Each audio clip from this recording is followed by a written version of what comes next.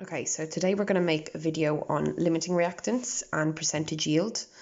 This was a question that came up in the mocks and a few of us got a little bit confused on it. So we're just going to run through what it actually means to be a limiting reactant. And then we're going to run through a kind of step-by-step method of how to do the calculations involved in this.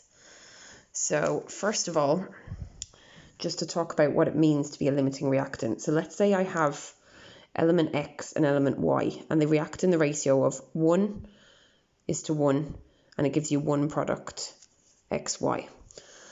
Well, if I have one of these, it'll react with one of these to give you one compound.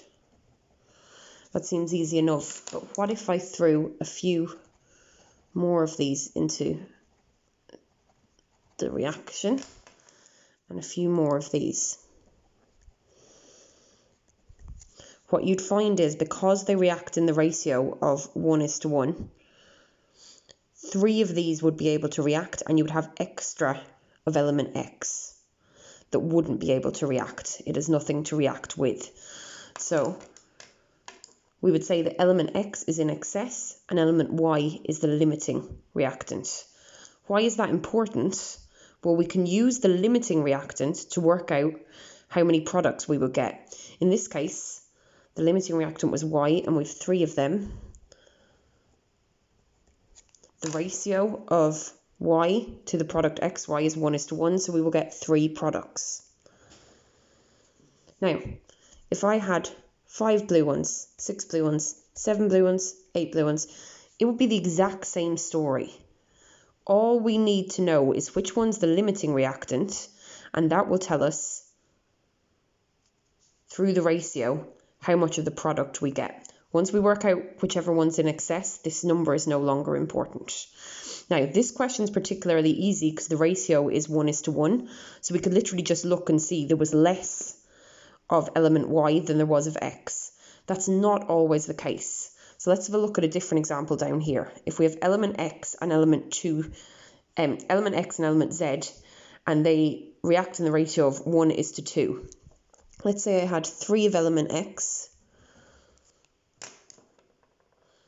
and I had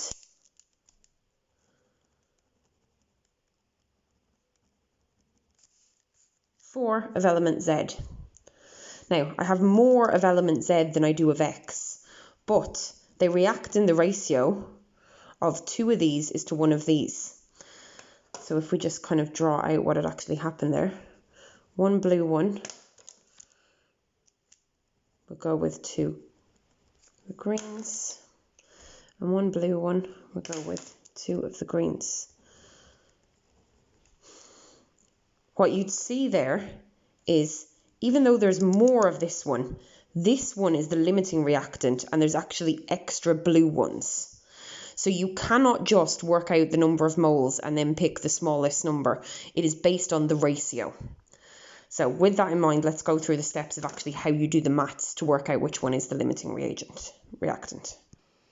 Okay, so I've just made up this simplified question.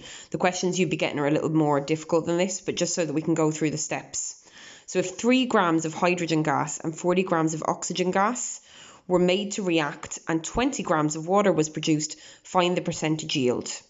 And you'll always be given your balanced equation. So we're going to run through the steps. So you might want to pause this and take down this question, and then you can run through the steps. Okay, so step 1, the grams or the centimetres cubed of your reactants need to be converted into moles. At this stage, we know fairly simply that if it's in grams, divided by the relative molecular mass to get it into moles. Now, if it's in centimetres cubed, it's probably of a liquid.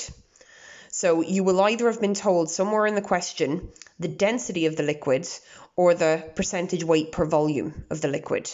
So let's imagine we're told the density of the liquid. Density is equal to mass over volume. Rearranging, mass is equal to density by volume. Mass is measured in grams. So if I multiply the density of the liquid by the volume which I've been told in the question, that will tell me the grams of the liquid, and then I divide it by the relative molecular mass to get the moles.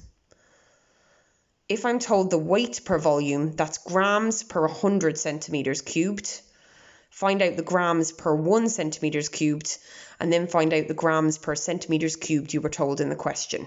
Now, a common mistake that people were making was they were using the 22.4 to change into moles. That's only for a gas, guys. So you can't use that in this case if it's a liquid. Right, so doing step 1 with the question we've been given. Okay, so step 1, you're working out the amount of grams that you have of the reactants and converting it into moles. So I've been told I have 3 grams of my hydrogen gas and I have 40 grams of my oxygen gas. So I'm going to divide both of them by the relative molecular mass, showing my addition, so that if I make a mistake, it's seen as a slip and I only lose 1 mark. Okay, so 3 divided by 2, 1.5 moles. 40 divided by 32, 1.25 moles. Okay, so that's step 1. Step 2, take the moles of the first reactant and from the ratio in the balanced equation, work out how many moles of the other reactant would react. This tells you the amount of moles you could have. So again, we're going to do that now. Okay, so if I have 1.5 moles of my first one, the ratio is 2:1. So I have half the amount of this one. So I could have, if I had 1.5 moles of this, I could have half of 1.5, so 0.75 moles of oxygen gas. So that's how much I could have if I had this many moles. Okay, step 3. If the amount of moles you have, that's from step 1, is less than the amount of moles you could have, that's from step 2, it's a limiting reagent. If the amount of moles you have, step 1, is more than the amount of moles you could have, from step 2, it's in excess. So let's have a look at that. The amount of moles I have is 1.25, which is bigger than the amount of moles I could have, 0.75. So it's in excess.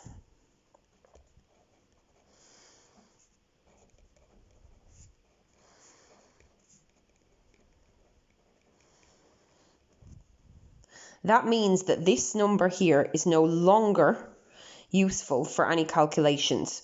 I've just worked out that if this is in excess, hydrogen is my limiting reactant, and I will use this number here, this number of moles, for the rest of my calculations. Step 4, use the amount of moles of the limiting reactant to work out how many moles of the product you would have.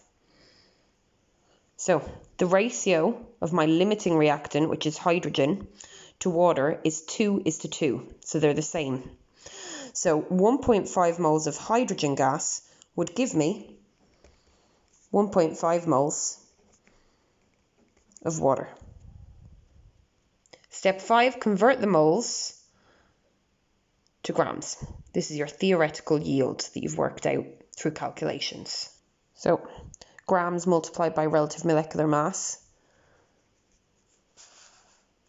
will give me, moles multiplied by relative molecular mass will give me the number of grams for the theoretical yield.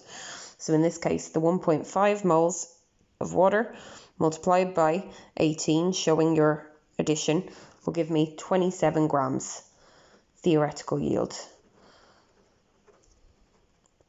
Or another way this might be given is the maximum yield.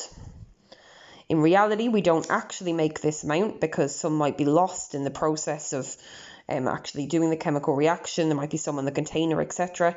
So we get our percentage yield, which is the actual yield in the question. So if we go up to the top of the question here, 20 grams of water are produced. So the actual yield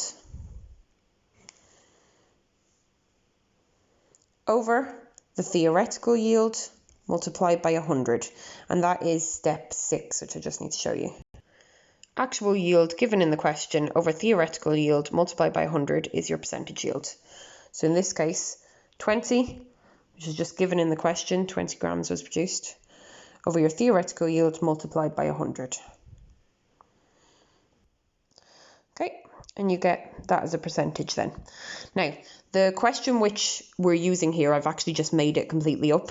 So in the questions you'll be given, there'll probably be more confusing compounds than just H2 and O2, but the steps are the same regardless. So you'll be doing questions on this week.